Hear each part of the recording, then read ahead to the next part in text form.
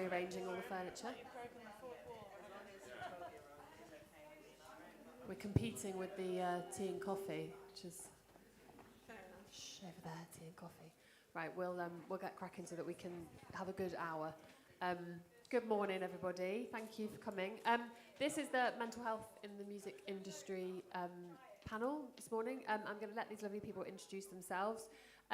We are going to hopefully get through a few things around sort of industry pressure and burnout, something around sort of creative stress and performance anxiety, maybe, how you can build resilience and what kind of support there is out there as well. So some of these experts will be able to share with you the kind of support that's out there. So yeah, that's enough from me. I probably should introduce myself actually. My name's Sarah Barton-Wales. I'm the head of Leicester Music, which is an organisation that delivers music education for under 18s in Leicester. So we had a similar day to today yesterday with young people. But with another hat on, I run an organisation called Mind Pause, which helps women going through perimenopause with their mental health. So it's kind of a crossover of those two hats of mine. So yeah, if you'd like to tell us a bit about yourselves, what you do, who you are, and your organisations that you're representing today.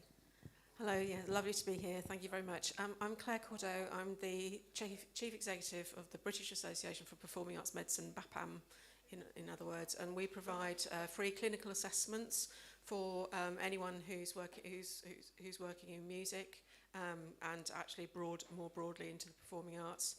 In order to work out what's going on, if you have a health problem related to your performing art, your creative work, we will provide that. And of course, about 25 to 30%, at one point it was 40% of people present with mental health issues, and we are able to get people into therapy, and we have direct contracts with people to do that as well. Amazing. Thank you, Claire. Hi, I'm Ruth McPherson. I'm the head of charities and services at the ISM. We're the Independent Society of Musicians. So we're a professional body. We represent musicians. We've got around 11,000 members in the UK, and one of the things that we offer our members is mental health support through counselling. That includes structured counselling as well as an in-the-moment advice line that our members can call if they need help. So mental health and physical health as well are really kind of important to me and a big part of my job. And Geordie. Hello, I'm Geordie Shenton. I'm the programmes lead at Tonic Music. So we have a registered charity providing mental health support to anyone working in music, as regardless of income, even if you're earning £1 from music, potentially. We provide therapy sessions, peer groups, skills workshops and training courses. And also, as my side hustle, I'm doing a PhD on substance use amongst working musicians for my sins. So yeah, so I've been researching mental health in music now and working in the area for 10 years. So yeah, great to see you all. It's a good crowd. I love that he's referring to a full PhD as a side hustle. Good, as well as doing your job. Amazing. So just a bit of scene setting, really. What kind of in maybe the past 12 months have you seen to be the kind of biggest mental health pressures facing musicians at the moment? What things are kind of jumping out as you as sort of patterns? Shall I start and then you can fill all the gaps in? I mean, I don't think the pressures have particularly changed. I don't think they've got any less, unfortunately. So it's the usual kind of financial pressures, long hours. For so many people, most people are freelance, so it's not like you've got an employer to look after your needs. If you're lucky to be a member of an organisation, then that's kind of the nearest you'll get to getting that sort of support. It's a very competitive industry. There's a lot of stigma about admitting that there's a problem and then perhaps not quite knowing where to go. So those are the sorts of issues.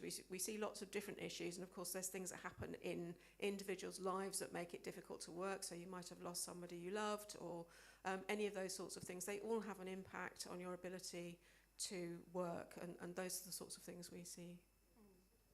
Yeah, I mean, I agree with all of that.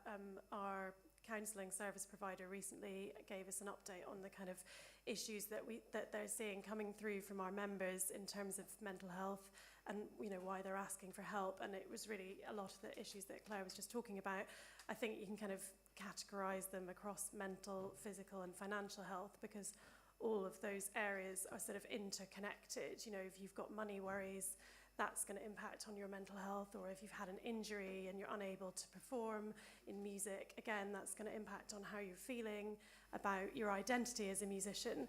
And as Claire said, so many people in this industry are freelance, and so they don't have that support network around them that perhaps employed people do.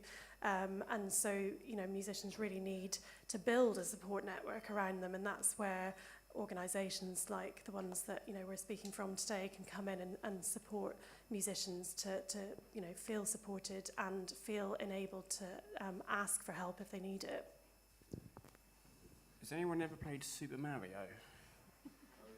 Yeah? Right, okay, so there's a reason I'm bringing this in.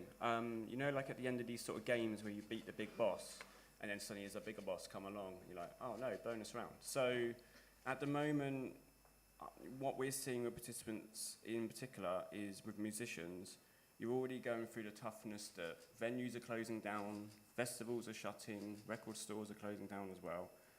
Streaming services are giving you 0.000p for each song you put out, so that's stressful.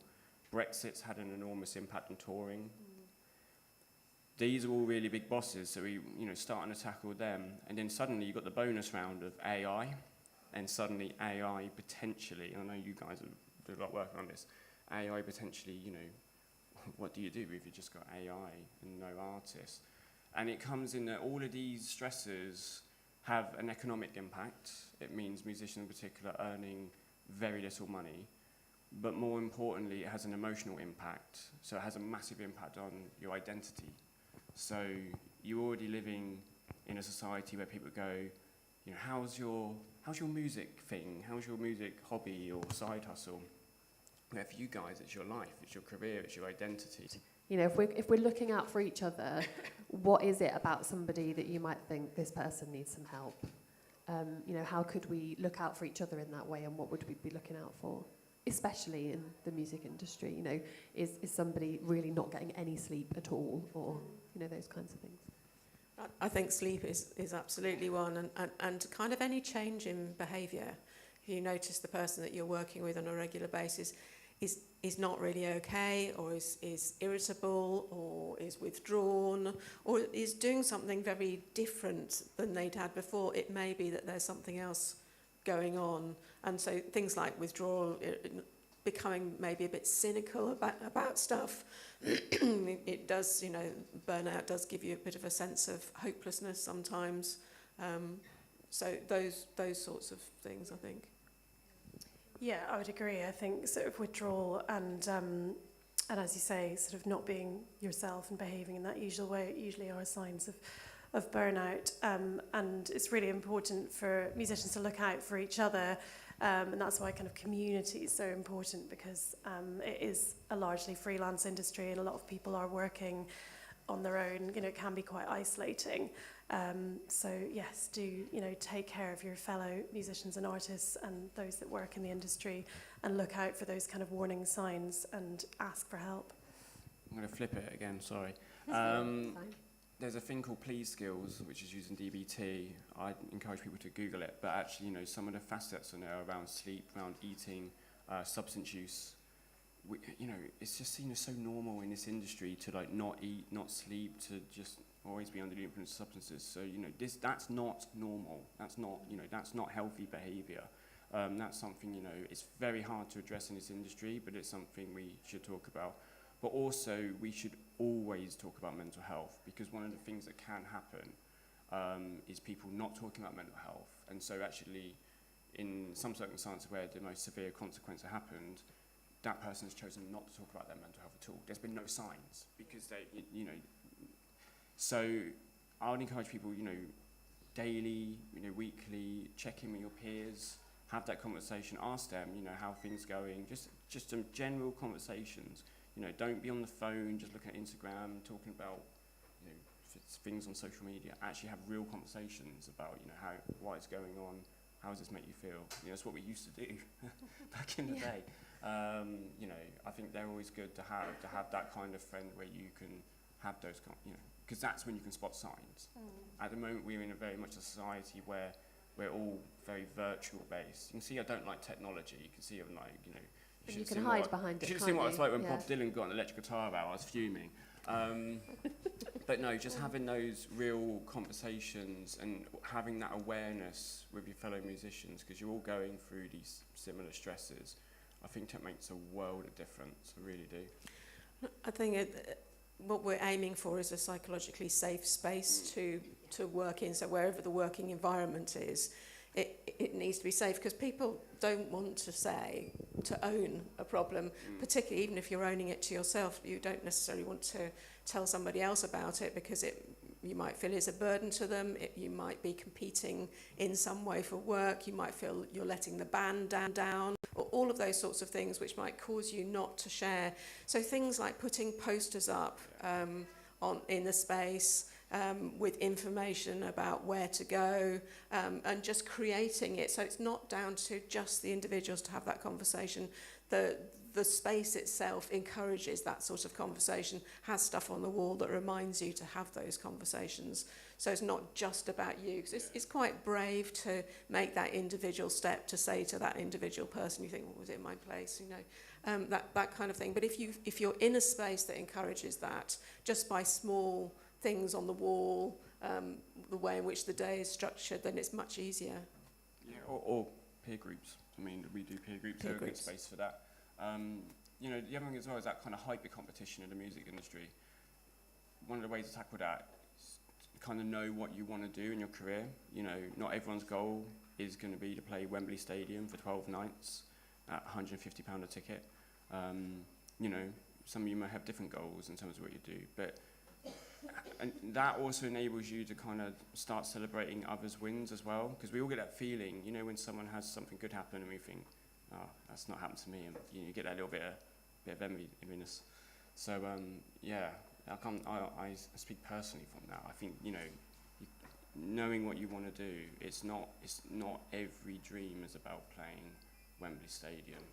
There's only so many slots, and Coldplay, Oasis, and Harry Styles are going to take them all anyway for the next 50 years. So I think that's that idea that we're kind of not all in competition with each other, and if you have got other people sort of cheering you on, that can really help. In kind of another sort of sphere of, this is particularly related to performing artists, I would say, but that kind of sense that creative stress or performance pressure and the impact that can have.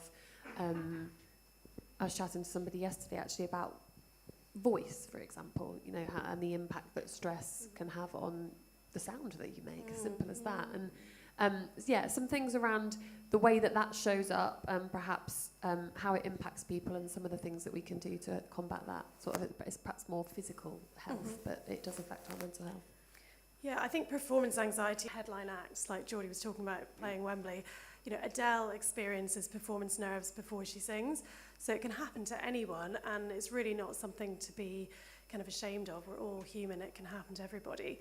I think the thing to do is be aware of that and be prepared for it, and make sure that you know your own symptoms and triggers when it comes to performing, and feelings of anxiety that come up around that.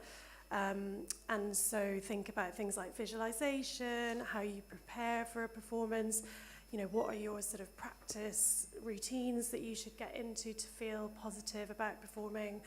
And the ISM have done various webinars, and we offer a performance anxiety resource, which has been written by a music specialist with a sports psychologist, because the sort of psychology of performance anxiety is quite similar to the sports world, and athletes preparing for a 100-meter sprint, for example. So do tap into those resources, but also just be aware that you're not alone. Like, lots of people feel that, and it's okay to kind of ask for help and put in place those strategies to support you. I have a slight theory around musicians, but I'm quite interested if Claire, you might challenge me on this. I might be wrong. So my work is always focused just on musicians. It's not that I don't care about other people, but musicians seems to be my passion. It's quite a unique art form in that you both, if you're a singer-songwriter or creative performer, you both have the creative stress, so like the creative blocks, and the performance stress. I don't know if many other artists really have that. That's my kind of, I'm not sure if there's a challenge there. What I mean is, if you're a painter, when you have your work exhibited, that painter doesn't suddenly go dancing around and do a performance necessarily. So with a lot of musicians who are creators and performers, there's that double-edged stress that I think is probably one of the key reasons that there's a high prevalence of poor mental health amongst musicians, because it's almost like doing two jobs. Do you know what I mean? Having to wear two hats, and then you have that kind of extra hat of your identity work on social media and stuff like that. So I always think that's particularly interesting. Plus the fact that one of the things we don't talk about enough. So we are about to release some research that we've been doing at the charity that essentially shows that there is a high prevalence of poor mental health amongst musicians before their music career starts. Now that is not really a groundbreaking finding. I don't necessarily think that's shocking, but the key point being there is a lot of young musicians will create works that are based maybe on some childhood trauma, whether that be bullying, whether that be parental divorce, etc., etc. And then you're having to perform that every night if you suddenly get invited to perform. That in itself is going to induce a performance anxiety, because it's kind of almost like reliving trauma. So, yeah. Your thoughts on that, Claire? I'm quite intrigued. I'm always a bit worried when people start saying, yeah, but they're all mad, aren't they? So, that's really dangerous. And I think I'm sure you won't be presenting your research absolutely not, no. in this way, because it just I'm very much against that mad genius hypothesis. Yes. It gives the industry an opportunity just to go, oh well, it's nothing to. We're not responsible for this. It's all fine, nothing to do with us. But I mean, I think there are so many pressures on a musician that in the moment of waiting to go on stage, when the nerves go up and you're trying to regulate your breathing, you're doing your visualization techniques, you're doing all the things that you've been taught. What's also going through your head is all the weight of the performance, which is the one-time thing that you're going to be judged on. And if you think you don't do as well as you want to do, and so many people are perfectionists as well, so you'll be looking for that incredibly high standard. If you don't do as well as you wanted to do, you'll be beating yourself up. Who's in the audience? Who's going to be watching me? Are they going to be booking us? Are they going to be... All those sorts of things are on your head as you're performing. So it's not surprising that you're sitting there waiting, and the waiting, I think, is the worst time. And you're feeling really, really nervous because you've got all of those things on you.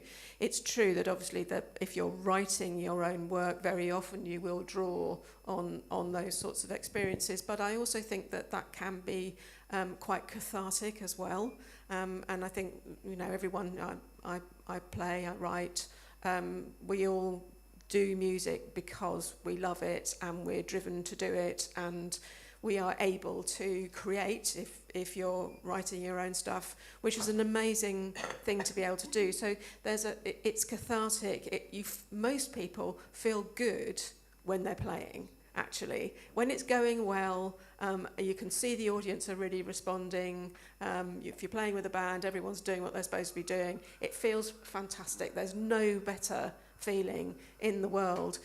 So once you're there, very often it's okay. It's that time before, and I think there's just so much on that one performance. There's a very, I don't know if you've ever seen this, but we all do training on performance anxiety because it's such a big thing. There's a very good graph, the Yerkes-Dobson graph, which kind of shows you the kind of peak and trough of what they call the arousal, but it's essentially your levels of adrenaline kind of mounting up, and correlating that with your peak performance. And what it shows is that actually you need a certain amount of that adrenaline. One of our doctors calls it fizziness, in order to perform at your best. If you've got too much of it, you tip over into not doing so well and feeling bad. If you've not got enough, you're a bit lackluster, and don't give so much of a performance. And certainly I think that kind of explanation of why things happen as they do. So yes, there's a lot of pressure on you, but actually it's a physical thing that's happening, and you can regulate it. You can go, oh, I'm a bit too fizzy now. Okay, I'm going to do the breathing now. Oh, now I feel a bit tired and like I can't be bothered. Right, I'll just stand on, jump on the spot and bring it. So you can control it if you learn those techniques before you're in that moment. So as you were saying, preparing for that is the way to do it. And I think we can draw on a lot from acting, where people actually do some work about getting out of character. So if you've actually sung a particularly difficult, or been doing a particularly difficult piece of work for you that's based on your trauma, you can get out of that. You can sort of come off stage and go, okay, that was me performing, and now here's me, normal person. So there are lots of techniques that have been well researched on how to manage it. It's a big thing. It affects lots of people, but there is a lot that you can do. Can I add to that? Just recently had a book chapter published in a book. That's why it's called a book chapter. And I did a little section on it called Mad Genius versus Bad Industry, or versus Bad Industry. And the thing is, it's neither. It's neither about this mad genius hypothesis that you hear about, things like 27 Club and all that. And it's not entirely the industry that is at fault. The point, I think, about the research and also about what's going on with musicians is, if your dream is to be a JCB driver, I don't think that's necessarily informed by adverse childhood experiences. Maybe, but not on the whole. Whereas sometimes that cathartic sort of reaction that music has, where a young, musician, it goes from a hobby to suddenly profession. That's the thing I think we need to be aware of, is that can happen, and that's what we tend to see, even with like the tricky second album syndrome, because that first album has got so much stuff. Boundaries in the music industry, who's your friend and who's your colleague, who's, is your manager your friend, is your bandmate your friend, I think another school friend, etc., and then as you go into the industry, it can all fall apart, can't it? So I think that's the key thing as well.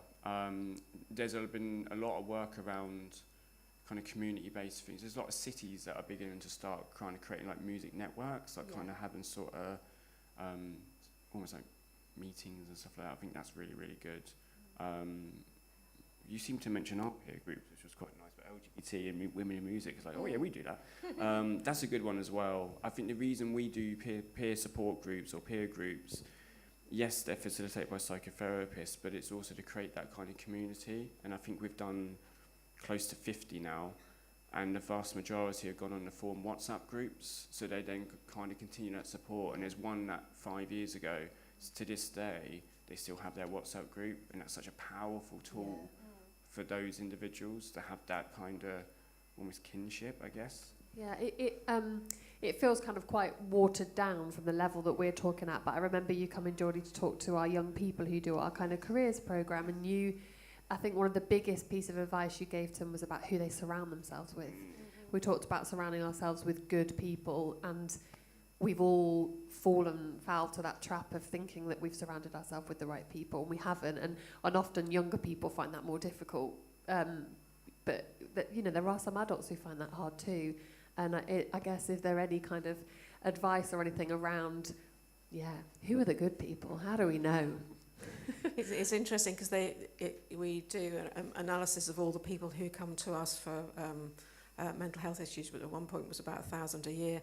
And the third highest after depression and anxiety was relationships.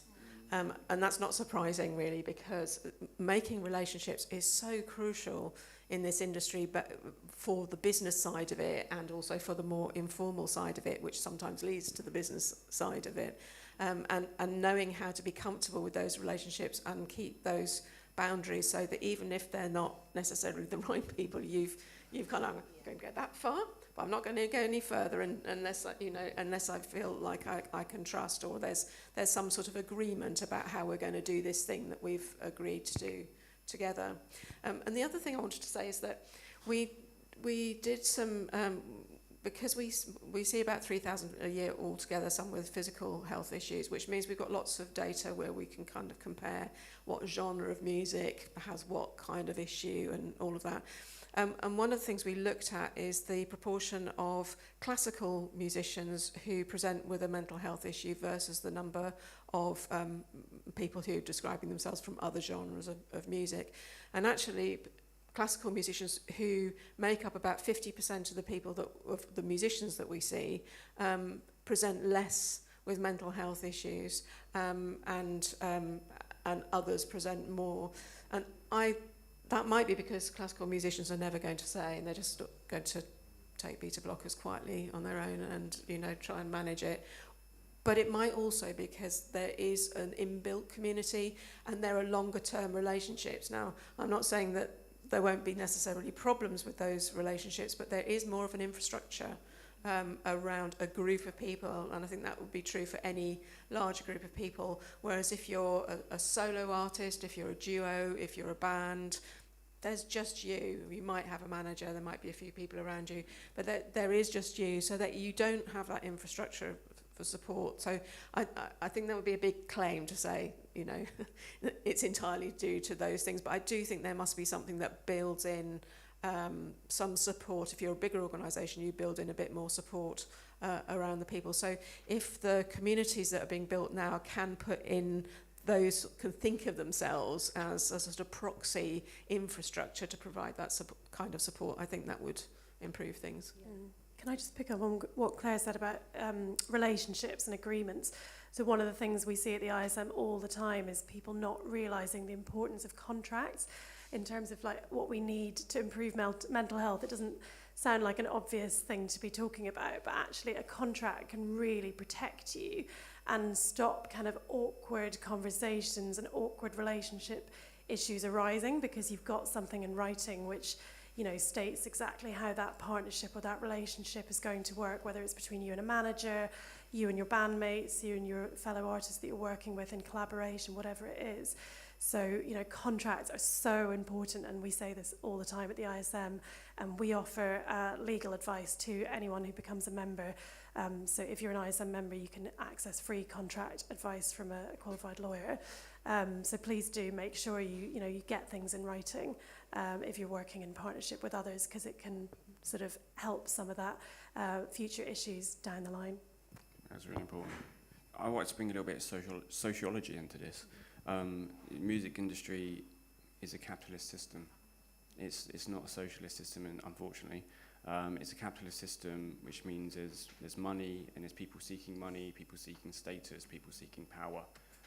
So you have these power imbalances, and you have people that can, you know, push people aside to get what they want. Or use that power in the wrong way. I think it's just about that awareness of that.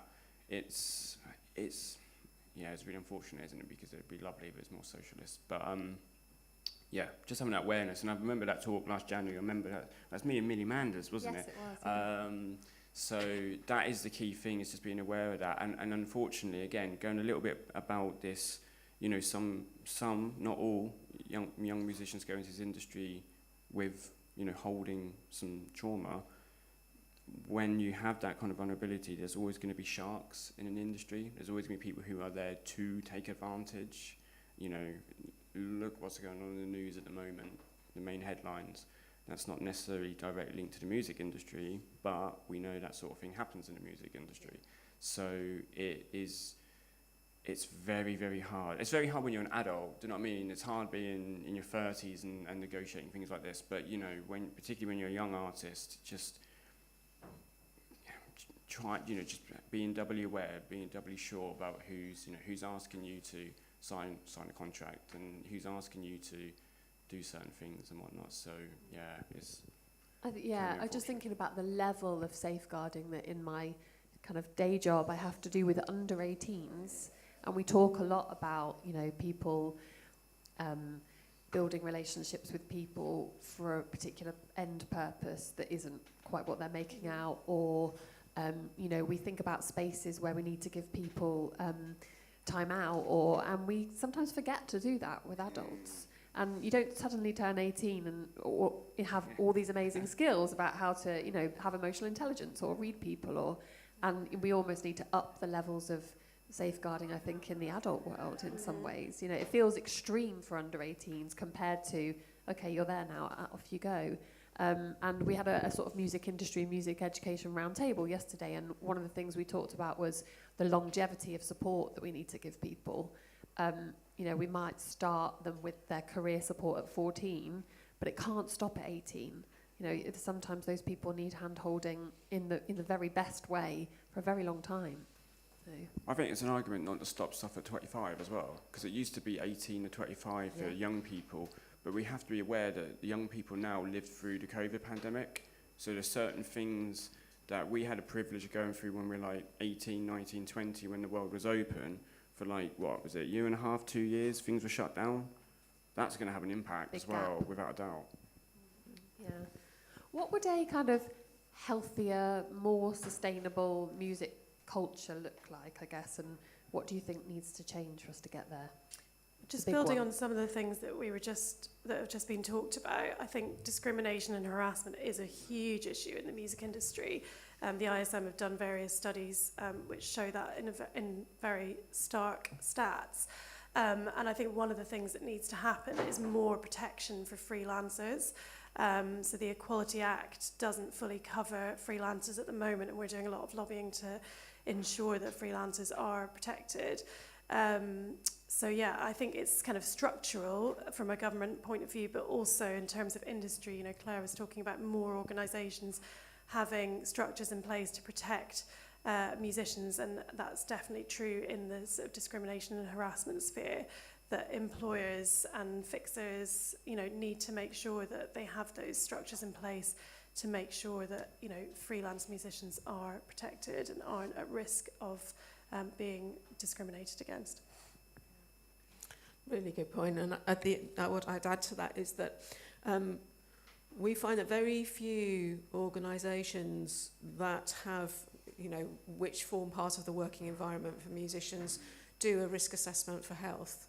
So given that we all know that mental health poor mental health is going to affect so many people in the industry to the extent that it's almost normal, then actually if you run an organisation where musicians are then risk assessing for known risks to health, and that would be for physical health as well, would mean that you think about, well, what is it, you know, how am I going to reduce the likelihood of somebody having poor mental health or feeling worse in the sphere that I am responsible for, and we know it's a really complex industry. Yeah, so that's great advice. You know, trying to define what you might be responsible for and how we're going to mitigate that, and what plans are we going to put in place to try and reduce that. And that can be very simple things like the poster on the wall or the welcome or whatever else. But actually having that process in place would send such a strong message and also ensure that things were put in place. And in fact, there is a legal duty to do this. So, you know, it would be nice if it was done more. And I think lots of people aren't aware that actually there is a responsibility for that. And the other thing is, I'm really impressed by the Musicians Union Access Rider, which is for disabled people, but it actually can be used in exactly the same way for health issues. And Attitude is Everything, for example, has a booklet called Just Ask, and encouraging people to say what it is they need, you know, to feel good in this space, to be able to do my work. What I really need is when I get on stage to do my sound check, not just the sound check, but actually if somebody could help me with putting some, you know, arranging the stage, not in a large way, but just so I'm more comfortable in it and so I can see, so I can hear. Those sorts of things, small things, but just ask what you need. And you talked about voice.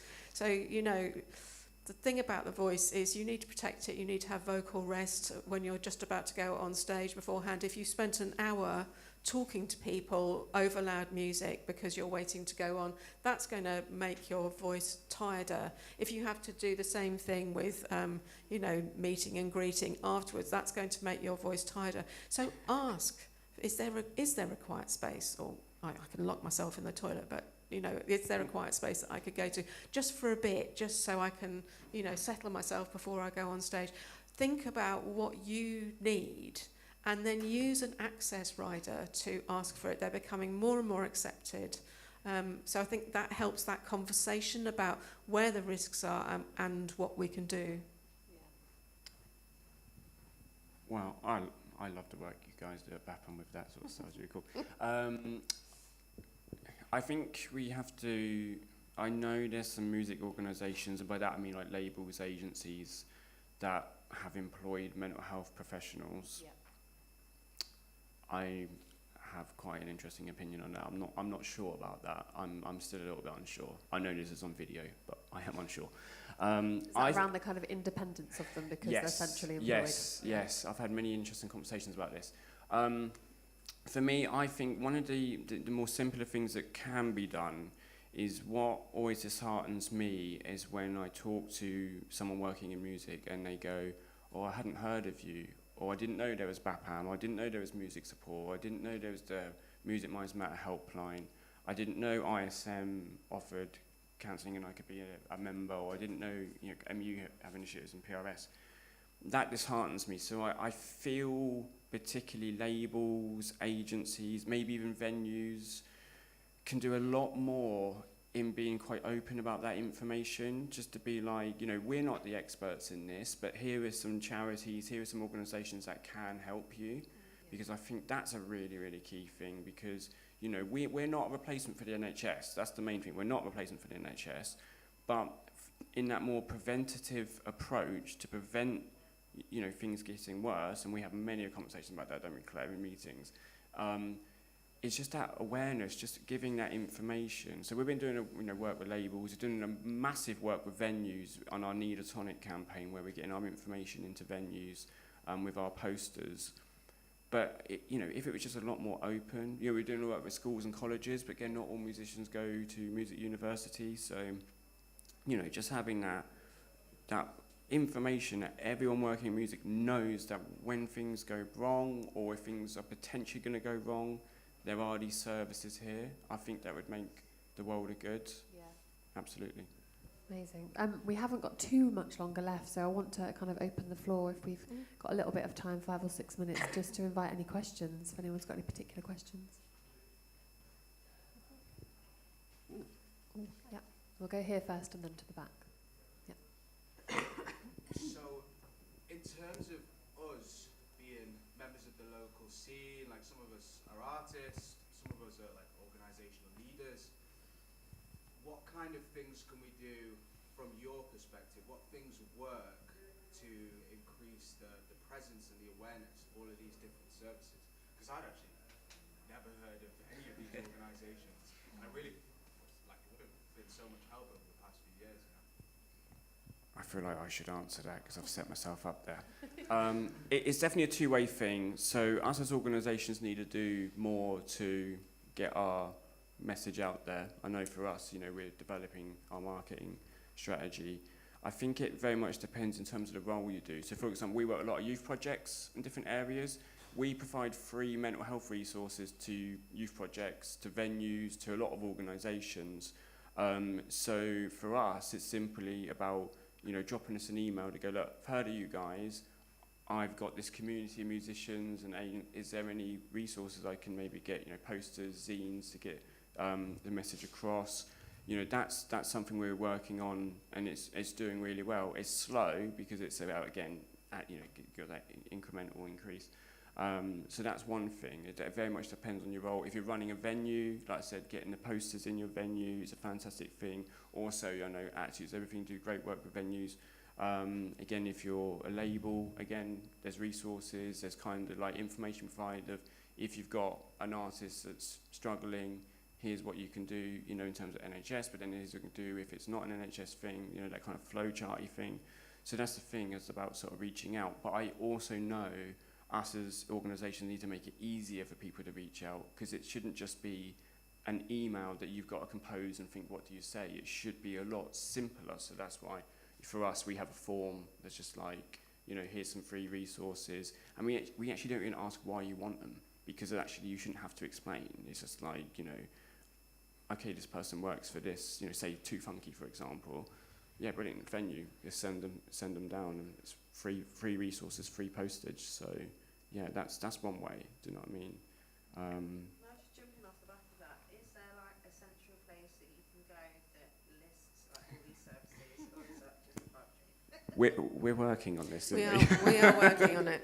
One thing though we've done is that, and this was actually as a result of coming to the conference last year, is we've set up a clinic in Leicester. At PPL PRS, we're using their first aid room very kindly, which they're allowing us to use. And so you have to register with BAPAM as a patient, and it's if you have a health issue related to your creative work. And you can get booked in, and you can have up to an hour with a GP, specialist GP who will look at that. So that's one thing we've been able to do. But as Georgie says, we're BAPAM, British Association for Performing Arts Medicine, BAPAM. Yes, that's a free clinic that's available at PPL PRS. The other thing as well is obviously ISM and us have a stand in, is it called The Venue? It is, yeah. Clever. That confused me on the sat nav. We have an exhibition stand, so we've got some other resources there, and on our stand we've got a tablet, talk about technology, where you can sign up to our newsletter, but also if you do want some resources sent to you, we can actually do that today, get that sorted. So yeah, do make sure you're using the stands. We've got one final question from the back. I don't want to miss you out. There we go. Look at that. Great minds think alike. We have run out of time, I think, unfortunately, but hopefully that was really helpful. There's some practical stuff in there, as well as a bit of an idea about what's going on for people at the moment. I think these guys will be around for a little bit.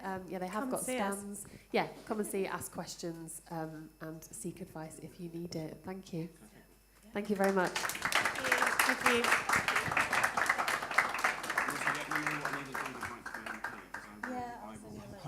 Yeah. Please do, and tell. So we based our.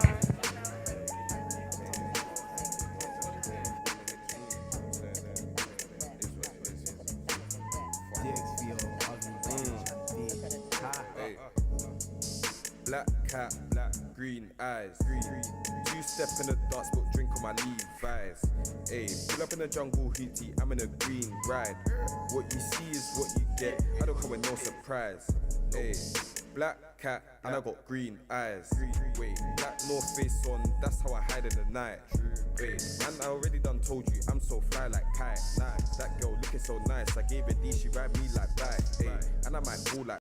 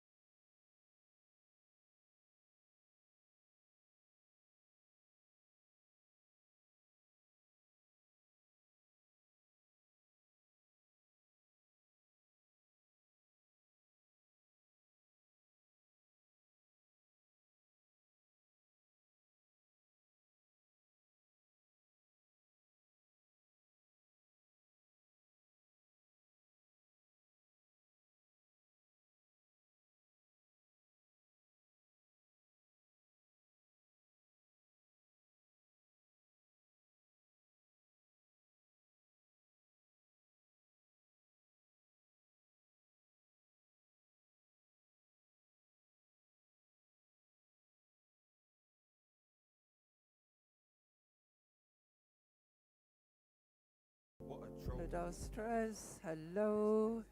Hi. Hello, everyone. Hi. Thanks for coming. We've got a great panel today. And I'm assuming we've got lots of artists and producers in the audience. Can you pop your hand up if you're a music producer? Amazing. And a live artist, a performer? Cool. Both hands up if you both. Yes. Nice. Okay, so my name's Kate Rounding, and my background is as a musician. I was in touring bands for over 20 years. I also worked in a recording studio and had a little home studio where I did some music production and mastering. But I've also worked in education a lot. And currently I run an organisation called Technology and Music Education. So we support schools and colleges and community music groups with their use of music tech. And today we have some fantastic music producers and artists, so I will do a brief introduction and then I'm going to ask everybody the same question. So we've got Queen Mills, Hi. We've got Z Dot, we've got Simon Lyon, we've got Chris Cook, and we have Frankie Fels. Okay, so yeah, just to let everybody know a little bit about what you do, and your current working environment, what kind of projects you're in. Could you just introduce yourself and what you do at the moment? Yeah, so I'm Queen Mills. I'm a music artist. I sing, rap, write songs as well. I've recently become published, so I've started doing a lot of dance music, like drum and bass, house, techno, that kind of vibe. But my roots and love is really with R&B, trap, drill, grime. So that's where I started, but yeah. So I've like opened up for Central C and Malia. I've been on tour with Nems. I've done like Reading and Leeds, stuff like that. So yeah, just active. I'm Z Dot, a producer, composer, record label owner from London. I got into music. I started as a drummer. Loved tapping. You know, one of those guys in school, just tapping on the tables. Annoying the teacher, but it all came good in the end. It worked out. So yeah, I make music, predominantly urban rap, hip hop music. People like Stormzy, Bugsy Malone, Cardi B, Kano, loads of people. And even bands as well, like the Kooks, Bring Me the Horizon. I've got a new song with Moby, Professor Green, Ren, loads of people. So yeah, that's a little bit about me. Okay, how can I follow that? Yeah, music is not a competition. Yeah, I'm Simon Lyon from Manchester. Subtitles, you can get them on the screen. Yeah, I'm sort of songwriter, producer, been around a bit, helped a lot of other artists, some you know, some you won't know. Just make music from my studio in Manchester and just like to collaborate. I just did my first film. It's in German. But it's a bit dark as well, so I don't want to plug it too hard because you'll think that guy's weird. But yeah, so I'm just kind of supporting a lot of artists, a lot of collaborations, just still making music all the time and trying to break through in different markets and stuff like that. So I'm sure it'll all come out in conversation. Thanks. You got one? Can I keep this? Hi everyone, my name is Chris Cook. I am a saxophonist by trade, a music producer, recording engineer. I am also the global head of sales for Sontronics Microphones, a mic company based in the UK. My background is very much more sort of the traditional side, performance. I play in a funk and soul band. I put sax down on dub records, that sort of thing, and have produced orchestral sessions at Abbey Road, that sort of thing as well. So yeah, keep things varied and open within the industry as well. Hello. I hate this bit, by the way. This is the most awkward thing ever. So I'm Frankie. I am a DJ, producer, mainly within drum and bass. I also teach, so I'm an educator. I work at De Montfort Uni and Leicester College. I think that's about it, really. I have a little studio space in Loughborough that I work from, which is hopefully expanding soon, fingers crossed. So yeah, that's about it. Thank you, that's brilliant. So we've got a really varied sort of background in music production there, and obviously highly experienced. And I'm hoping people are thinking of questions as we have this conversation. I'm quite interested in the technical side of things. I really love to hear about mic techniques and the right reverb to use and stuff like that. So I'm hoping we get some of that kind of insight from the conversation. But before we get into how a track comes together, I'd really like to know, how you form those collaborations. So how do you meet the people you work with, and how do you then get a direction and decide what that music is going to be like? Let's start with Frankie. I mean, for me, a lot of my collaborations come from the people that I've met when I'm in places like this. So out networking, I think it's really important. We sort of find ourselves in the online world a lot, but actually the people you meet in person, those conversations can be really, really valuable and really important. One of the collaborators I'm working with at the moment, I met at a festival. And since then we've been working together, and some of that's online and some of that's in person. So it's good to have that kind of open mind when you're in places like this. And also it might be people that don't necessarily work in the things that you're in at the moment, but they can be really, really valuable within your journey and your career. I'll jump in. Yeah, to second that, I think one of the big things is opportunity. There is a lot of opportunity out there, and it's saying yes to those options. Even if it's not exactly aligned with what you're after, those doors will open, and working with people across different genres, that type of thing, opens other doors, networking opportunities. So I am a huge sort of advocate of saying yes to work and to jobs and seeing where it leads. Not always does it lead in the right direction, and that's okay. But networking opportunity, taking advantage of those things that are put in front of you is a very big thing, because they will naturally open further doors down the line as well. Yeah, back on. Oh, there you go. Sound like I've got a cold as well. Probably have. Yeah, so just to add to those two things, I think I never stop talking about it, and every person I meet, you just try and talk about it, and I've actually found ways into collaborations which I wouldn't have if I hadn't have just say this, just mention it, and then you find out that somebody knows somebody, and open yourself up to it, and just literally put yourself out there, especially if you're, we talked about being isolated, and we're talking about getting things out there.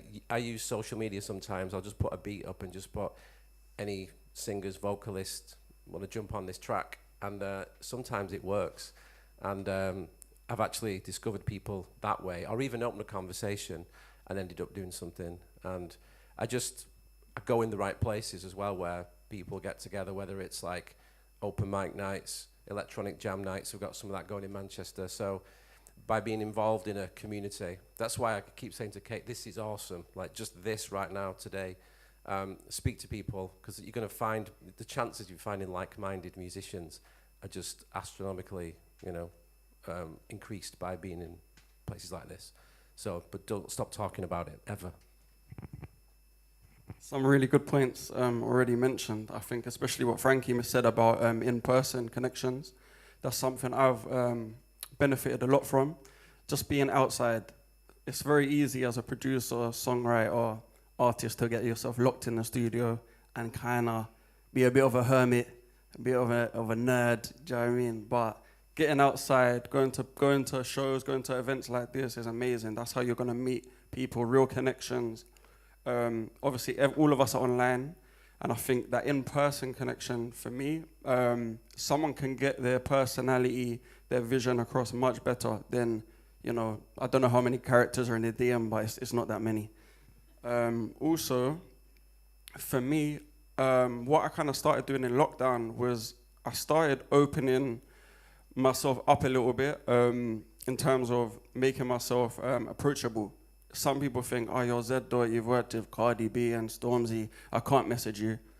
But I just took all the barriers down. I said, anyone send me your music. I made over 350 songs with people I'd never worked with before. And that was partly because we were in lockdown, but partly because I wanted people to know that they can message me. Let's make music. Let's just make great music. As long as they had a microphone, I'd send them a track. They'd send me the vocals back. I'd get it mixed. And I made lifelong connections, really, really solid stuff, millions of streams, built many artists' careers. So that's worked for me. That might work for you. Also, what Simon mentioned about putting a beat preview up. Sometimes just asking the public for feedback, saying, what do you think? Who would sound great on this?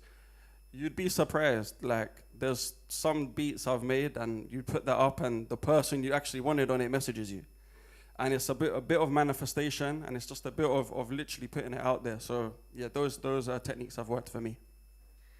Off the back of that, I literally have no shame. So if I ever want to work with somebody, I just DM them. Like, I'll be like, oh, I could absolutely smash your tune. We'd make an absolute banger together. So I'm very confident in my source. So I just message them straight and be like, yo, let's work. Like, and if they don't want to work, it's fine, because I believe that I'm gonna still do my thing, and eventually they will clock on to what I'm doing and we will work. I have very wishful thinking, but at the same time, I'm working hard to achieve what I want to achieve, so that's what I do. But that's like with, say, like celebrities or like massive producers that I want to work with. I will just message them, and sometimes I get a reply, but also, I used to do this thing called a Queen Mix, where I just used to remix people's songs, and a lot of the time, like 9 times out of 10, I would get the actual artist of the song message me and be like, oh my God, like, you killed it. Like, I did a Ella Henderson remix one time, and they, like, were in all the labels and stuff were talking about getting me on an official remix. It flopped, by the way, because the industry is very long with them kind of things, but there was talks about it and all of that. So yeah, it gets the right attention. If you feel like you're gonna smash someone's track and you want to do a little remix, put it online. They see that, and then it kind of puts you in their view. Otherwise, I'm at literally pretty much every open mic. I like to see who's popping, or who's up and coming, or who's confident enough to get on stage and showcase their stuff. And yeah, I like networking with them, like them people that I see in these kind of spaces, and just kind of, I never thought, like, obviously like the younger generation, so I'm like, it's really weird when I get asked for advice, but I like to give it, because I've been doing it, like, now in Leicester especially, for like at least like 15 years, so yeah. Great. While you've still got the mic there, Mills, I want to know, when you get in the studio and you've got a track or a beat, how does that track form? What do you do? What do you listen to first? What do you talk about first? How do you get that track moving?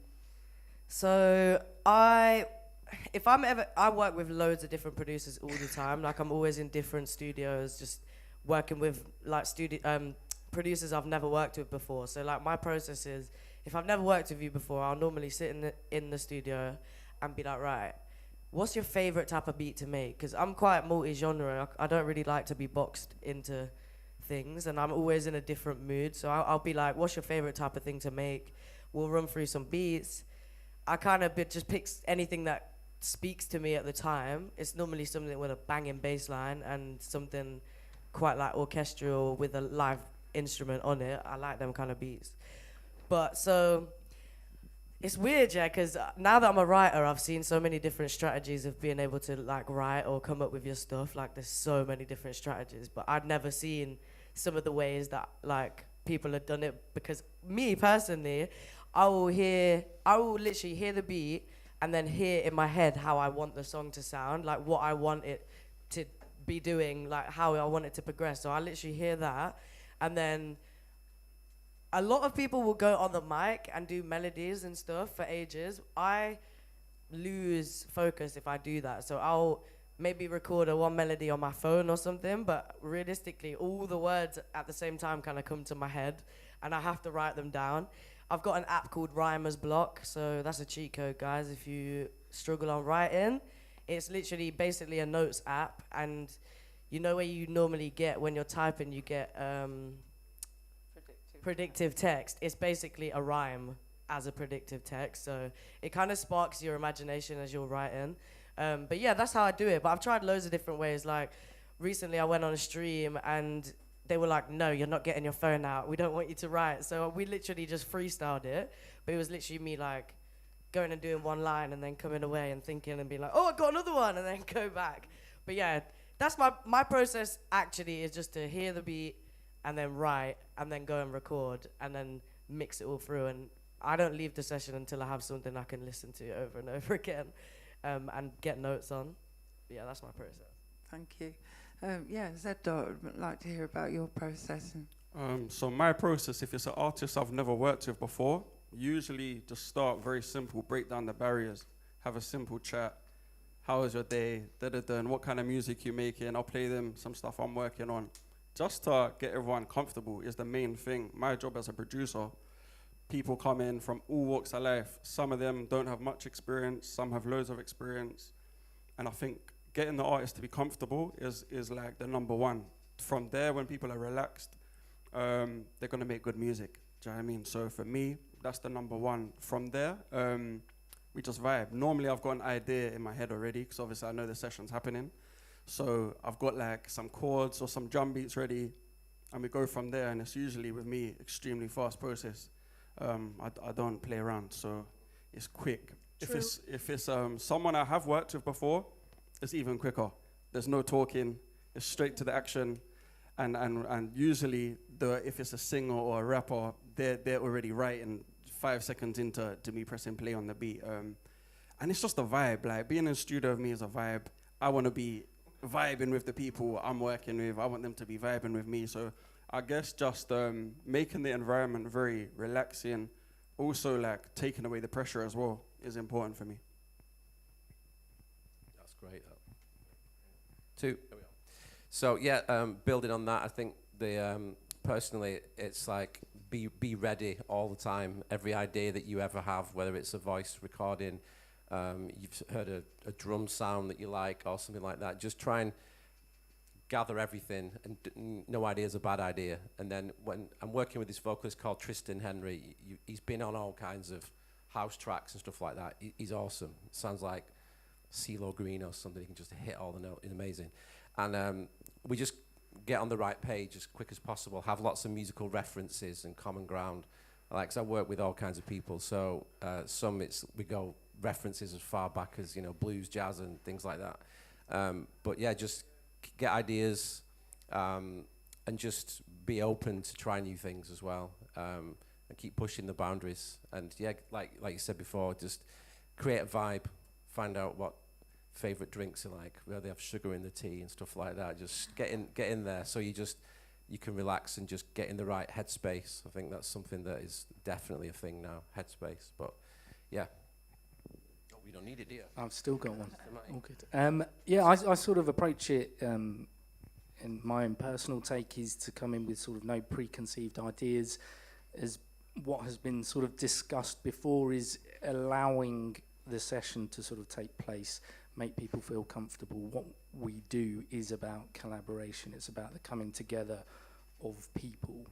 People have to feel comfortable, feel confident in what they're doing, and everyone is different, so you have to be open to an understanding of everyone's sort of individuality and approach to things. I've recorded drummers in the past that have filled 50, 60,000 seater stadiums, and they go into the studio and they can't perform because it's not their environment. They're used to this big sound and lots of people getting the sort of adrenaline going, and you're in a small closed studio with the lights down low, and it's very different. It's finding ways to settle those nerves, to build that confidence, bring them together, and make something that's sort of more than the sum of its parts. We can all do things individually, but when we come together and we collaborate, that's when the real magic happens.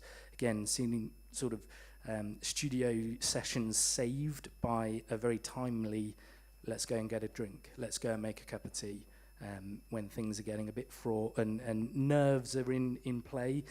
And something like that just sort of sets the scene, allows everyone to breathe, take their time, and then you sort of build from that going forward. Agree. One thing that I would just say, because all of those things, pretty much I'm last, and I agree, all of this stuff about making people feel relaxed, but enjoy the process, have fun. I think that now there's a lot of pressure. You know, everything that we do, we think, oh my gosh, I've got to get this on my story. I've got to, you know, that pressure of, I need to share this with the world. Instagram needs to know that we're sat in the studio. Do you know what? No, just enjoy it. Have some fun. Remember why you're doing it. Why are you actually there? Why are you working in the studio? Don't forget what it's about and who is it for as well. And if the answer's it, not you, then you're doing it wrong. Brilliant advice, thank you. Yeah, I thought that was quite interesting as well, Chris, about you know, people coming in from different environments, being used to stadiums or small gigs or whatever they're used to, live performance, and then coming into the studio, because it's different hearing things in the headphones, and I think that's something that you have to get used to, and people aren't always used to hearing a click track, but it's a real different experience. Does anybody have any advice on that, about how to help people get used to that recording environment, hearing things through the cans and playing their part against it? I would say communication before the session is quite paramount. Opening that dialogue, opening the conversation, making sure if there is the opportunity to make sure you're sort of well rehearsed before stepping foot in, so that you've got the sort of basic fundamentals set out, ready to go. If you can provide reference tracks, backing tracks with clicks, that sort of thing, that just helps set the scene a little bit more than anything that you can do sort of pre-session helps everything during the session. Thank you. Great. Can I just add something really geeky to that? Right, so if you didn't know, I'm Ableton certified trainer. I just bang on about Ableton all the time. I've got a session at 3 o'clock about live performance. But I have this thing called drum selector rack, and I use it for, like, because the built-in click in Ableton is just all right. Other DAWs have much better things. But so I just literally, if I've got a vocalist and they're just not feeling it or it's intrusive, I mean, obviously things like comfort, reverb, I'll make them sound like they're in an arena so they can, you know, get the lighting right, everything. And but just I change the sounds of clicks so it can be a shaker or something really. Just get them, even sometimes I'll just put a kick, especially if we're recording acoustic artists as well. Just literally give them a kick drum and just a pulse just to go to. And I find I've got really better results with that sort of super confidence that they know it's in time, because there's just a reference that's not just ding, ding, ding, ding, ding. You know what I mean? It's just like, just a shaker. They feel like they're playing with a band, even though it ends up being a solo performance. Sorry. That's a great idea. I don't know why I never thought of that. All them years with that click sound. Brilliant, thank you. Yeah, Zed, have you got anything to add to that? Not so much on getting used to the headphones, but one thing that I like to do now when I'm recording with vocalists is bring the microphone into the room. So even in my studio, I've got quite a big size live room. I don't use it as a booth because I feel distance from the artist. So for me, I want to be this close pretty much to the artist, because we can have a conversation easily and they can see me, they can see my expression. And I say, that's dope, do it again, da-da-da. They're like, I can see that he likes it. Otherwise, through the wall or through the glass, things can get misconstrued, and I feel like you lose the kind of connection. So for me, bring the mic into the room. It works for me anyway, and the kind of music I make. It works. Great, thank you. Brilliant, because that kind of brings us on to some of the kind of craft technique, the essentials, or the fundamentals that you find consistently make a difference. I expect people have approached this from different things. Chris, you're probably thinking about miking up drum kits and mic position. Perhaps there might be advice for people on whether you start with the drum beats and then add the bass, or the kind of order that you record or build a track. Would anybody like to sort of talk about that? Yeah, I don't mind starting. Usually when I start with a production, I'm a drummer, so I just like starting with drums most of the time, not every time.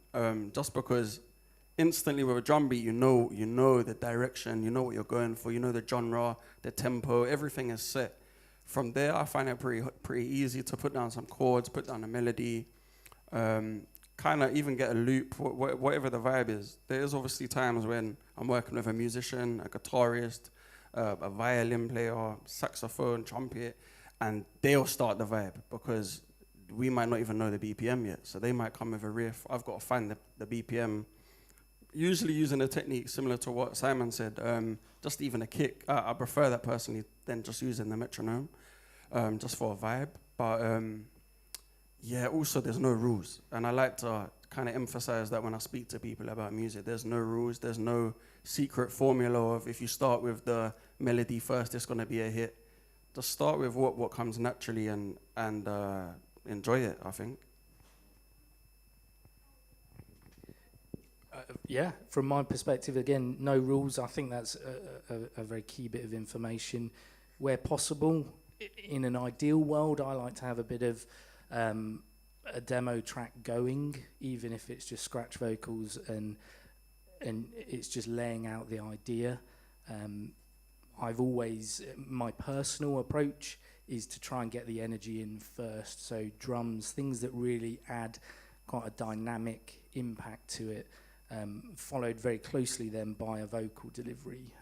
For a lot of what we do, vocals is the thing that can make or break a track. It is the most important element. So once I've got the energy set, then the vocal delivery is what is next. Everything else then fills the space. As a saxophonist, it's one of the last things because it's not that important. Unless it's a very key element of the song, but it fills the space, it fills the sort of stereo imaging, the dynamics, processing, that side of thing. But yeah, the attention for me is mostly power, energy, if you can get that from the drums, from the percussion element, and then vocals is what will make it stand out, for sure. And you can't polish a turd. You can roll it in glitter. Yeah, I think just in terms of the recording and things, I was sort of ghosting for a vocalist on a track, and I know the vocalist, I'm friends with her, so I just turned around and I said, you're going to have to re-record this. It was all online, but I'm going, that where it drops, that needs more. I need more of a vocal, and actually going, you know, even though this isn't my track, and I've been sent it this way, I'm sort of, as a producer, going, I need a better vocal take here, like you said, for that energy, and actually being okay with saying that to somebody. And it's not like this is bad, it's just like this can be better. And I think that's it. It's important how you frame that as well. Just making sure that, you know, they know that they're not rubbish. It's just you want it to be the best that it can be. Can I just quickly add something to that about the actual role of the producer as well? Because obviously now we're kind of in this age where you're like the producer, the beat maker, mix engineer, pretty much as far as you can go. Yeah, every hat definitely. But like what you were touching on there is like the more the Quincy Jones vibe, or somebody from back in the day that would literally be brought in to say, no, you can do that better, or the performance. And people like, you know, everybody always talks about Rick Rubin, but you know, there's good things and bad things about his approach, but he just literally sits there and listens and says like, no, you can do better, or that doesn't match with the rest of the vibe, or go off and rehearse for a bit more, make it more, you know, the energy get all together on it. So there is the kind of producer where it's like, we have to do it all. So it's, but you know, we love it. And in regards to that, like, so obviously I came from grime, so all of my writing was like just kind of, well, on that note as well, obviously technique wise, in grime everyone spits like this, and they hold the mic like this, yo, spit. But actually, like, when you're on stage and like everyone's in the back, no one can hear it because it's so muffled, and a lot of the time you can get feedback and stuff from the microphones, which sounds crazy. So everyone that I speak to, like, I have a lot of friends that like are on the journey as well, and I'm like, yo, make sure you hold the mic properly because no one's gonna be able to hear you in the back. But on the improvement thing, obviously I've started working with like pop writers and like people that have like platinum hits, yeah, and I would go into the session all the time thinking, yeah, I'm gonna make a hit, and then I'd write, because I'm a bit weird with writers, like I don't like to be interrupted while I'm writing, but as soon as I'm finished or I'm starting to lay the idea with somebody, I like to then get someone's opinion. So I remember one time I went to a studio session and I literally cried in the session because they were picking apart my song that I just spent like an hour or so trying to like perfect, and then they were like, you need to change this, you need to change that, maybe you should spin this bit round. And I was like, I was like to my manager, I want to leave, like I don't want to be doing the session anymore, like why are they literally picking it apart? And he was just like, oh, just stop being stupid, like just listen to it. I had to go out the room, cry in the toilets for like 5 minutes and be like, right, just drop your ego, listen to what they're saying and hear if the track is better. So I took my time away, I went back, and then I listened to it like 3 times, and by the 3rd time I was like, yeah, this one's a hit. Maybe I should have listened first, I shouldn't have got so angry. But now it's made me learn now, because now I'm so much more open to hearing other people's opinions on how to make my stuff better. Like, it's very hard to go from grime spitter to hit writer, because like you're not used to that kind of level of sick writing. I think that's the right word. It's not the right word, but it makes sense, right? But yeah. I think there is just something important in there in terms of feedback, whether that's as a producer, as an artist, be open to feedback, but also make sure that it is the right feedback, and that the people that you are getting feedback from are people that, you know, want the best for you and you can trust. And it's great sometimes going, oh yeah, everyone's saying this is amazing and everyone's gassing me up, but actually it might not be quite right because you're not getting the feedback from that person who's going to be a little more critical. That said as well, you've got to also sometimes stand your ground and go, no, this is how it's going to be because this is how I want it to be. Brilliant, thank you. Well, I mean, I've got loads more questions, but it'd be really great if anybody has got questions for our panel. I think it'd be brilliant to get questions from you guys. So we've got somebody at the back there. Yeah, please. Unless, Rish, will you take a mic round? No, it's all good. Thank you.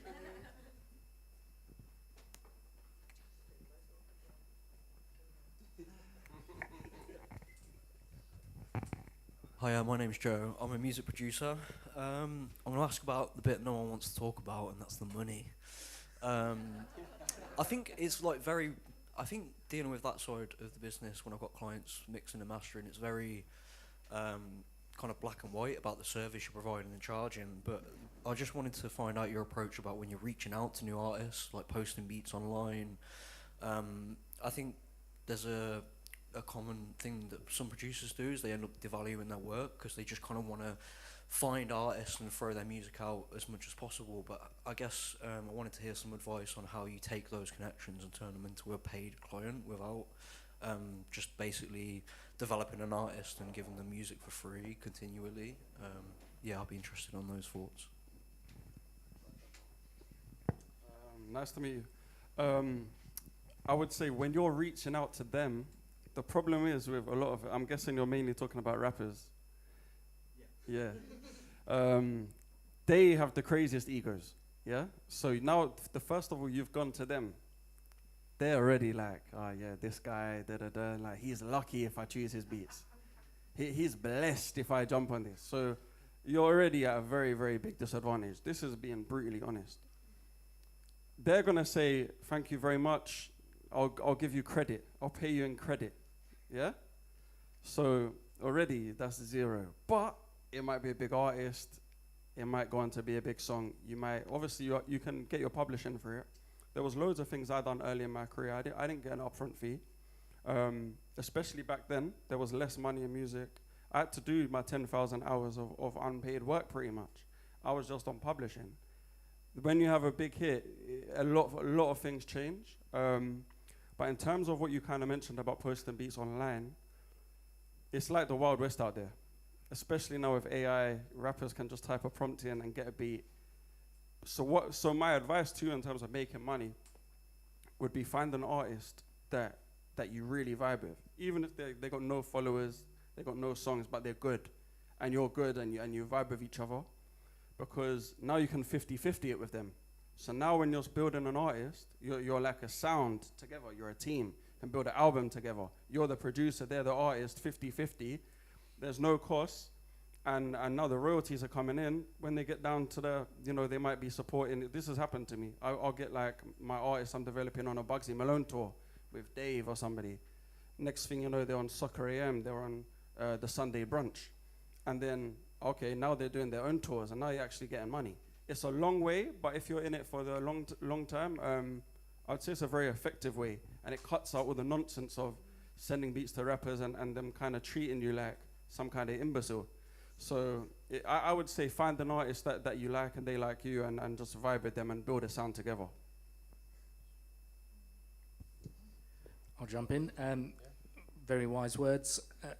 Whether it's right or wrong, I approach it, you're either earning or you're learning. If you're doing both, you are winning. That is the best approach. I don't typically work with rappers and artists in that way, so I think I'm fairly fortunate in the way that I approach things, and that I think there is a lot of value in everything that we all do. And if you're not getting paid, there should be a very good reason for that, and you have to be comfortable with that in yourself. At that point, I come at it from a slightly different perspective of, if you can, I don't do this as a full-time gig like some of the guys in this panel as well. So if there's ways that you can tag things on, through my role, I get to travel globally, meet artists, go in various different studios and do lots of different work. That's not only on a commercial level, but it's actually individual development as well as that. So if there's ways that you can tie in extra sort of revenue streams that make sense, allow you to continue to be creative, then I think that's a very strong way to work from as well. Could I just add something? Now it's on. Now is it now? Can you hear me? It just comes in and out. Oh no, we're on. The light's on. Can you use that one? Sorry, it's just a real quick one. You'll just bear with me on this one. How many of you have got loads of beats on your hard drive not doing anything? Yeah. More than 50? More than 100? 1,000? Anyway, so I was trying to collaborate with these publishers that I've been working with, like writing songs for songwriting teams to pitch to K-pop artists and stuff like that. I won't tell you about it now. But and I sent them a folder of my beats on a Google Drive, and one was songs and structures, and then the other was electronic beats and all sorts of stuff from sort of breaks, drum and bass, things like that, ambient stuff. And they listened to this folder, the wrong one basically. I linked the whole folder in, do you know what I mean, on Google Drive. I did it wrong. But anyway, so what happened was they picked one of the tracks that I did, and honestly, it was just a jam that I did in the morning, one morning. It was called Moog Mornings, because I was playing it on I've got a Moog, whatever, and played this thing and thought nothing of it. The next minute, I'm getting an offer for it, and they just like took it to this, I don't know, like the listening sync panel thing, and then I got it back and I've looked at it and I thought, is this fair? But if it wasn't for me sending it to these people and it was something that I didn't intend to, then I wouldn't get anything. So it's like a three-way split for the song, because one of them's put a top line on it with the vocals on the top. No lyrics, just actual floaty vocals. It does sound good. But and then another guy that arranged it all, he's on it. So I've gone third straight away, 33.3 recurring or whatever it is. One of you gets 34, something like that.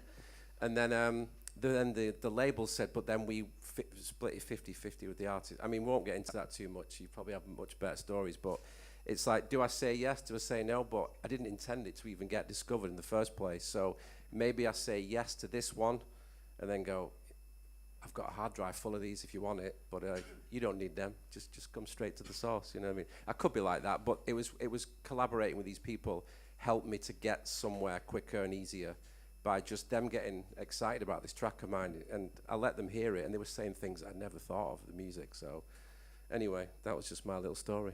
That's this week, yesterday. So I would only send beats to artists that you actually really want to work with, because otherwise they'll just take your beats. I'm not gonna lie. Or just never use them, or say that they'll listen and don't come back to you. But yeah, it's defo worth sending packs or even snippets of a pack of beats to an artist you really heavily mess with, like, because they could come back with a hit. I'm that girl, by the way. I work fast, so I'll take some beats. Have we got another question? Yeah. Have you got the mic? Yeah, Brill. I do. I'll pass it over to you after. Thank you so much, by the way. It's always nice to have like a reminder of music production, especially as an alternative artist as well. I'm quite versatile when it comes to things like this, and the way that I make my music is very different. Sometimes it's at mine, sometimes it's at Joe's house, sometimes it's at different studios. But one of the things that I find a little bit difficult is knowing who is the quote-unquote boss in the rooms. I am a very much collaborative person, so I like the producer to give me feedback and vice versa. But sometimes when I give feedback to the producer, it's only because I would like it to make sense as like the Nyota brand. My name is Nyota, by the way. Nice to meet you.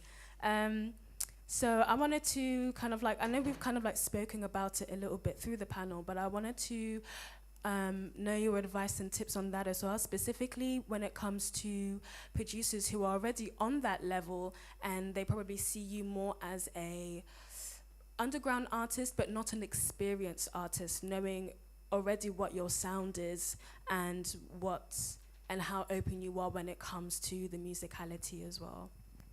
My first bit of advice would be, if you feel like you're working with someone that is not open to taking your ideas, then that stops feeling collaborative in the first place. So I think it's just also being really careful about who you're working with, and if you feel that relationship is not right, then don't work with them again, unless it's kind of that whole thing of it is definitely going to progress your career and it's worth it. But if you feel like you're not being listened to, I think that's, for a better way of saying it, a bit of a red flag in that kind of producer-artist relationship. I would say I've worked with like a number of different type of producers. Like I've been in rooms with massive producers like Z Dot or Distortion or like Sigma. I've got a track with. If I'm going into them rooms, they're the boss. Yeah, but I know exactly what I want, so I'm gonna just be very vocal with them and say, look, this is what I want to achieve. Make me sound like this, because I'm still the boss of my sound. Like I'm the artist, so if it's gonna go on my main artist profile, it has to sound the way I want it to sound, even if they're a big producer or not. But obviously, it's always a two-way respect thing. You just go in, you have respect, polite manners for everyone around you, and hope that they give you that back. If they don't give you that back, you just blacklist them. Don't work with them ever again. And I mean, I would probably tell other people not to work with them as well, but that's me.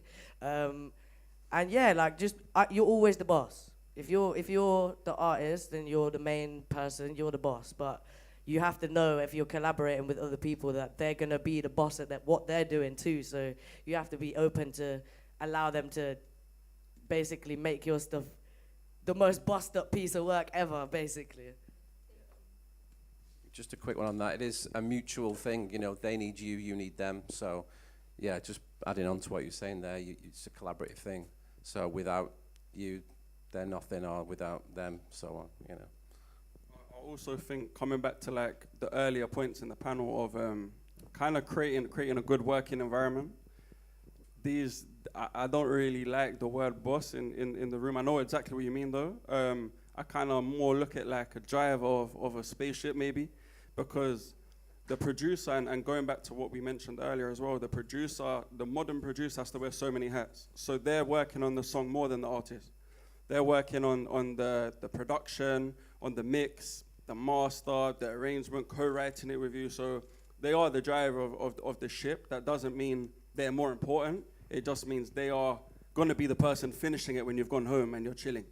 That's the actual facts of it. So I think communication is the main thing, and being comfortable to say to the producer, look, could we try this? The producer also being comfortable to say, you know what, I think we need to go this way because this doesn't sound as good as it could. And I think that's it, really.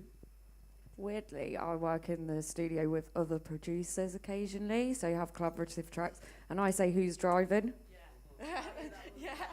Who's driving, as in who's going to, lead and sit at the computer first? Well, I'm afraid that I'm going to be driving this panel at the moment because Rishan keeps saying time. But thank you all so much, and thank you everybody as well. And can we have a big round of applause? Wait, I actually have one more question. We're around after, so you can catch us if you didn't get to ask us questions, yeah? Thank you. So I think it's lunchtime, isn't it? Awesome. Yeah, awesome. Is there actually food? I thought there was going to be food in the garden. As far as I know, there is. And there's also definitely a cafe area at the DMU, the venue, and go and visit the expo and grab a sandwich.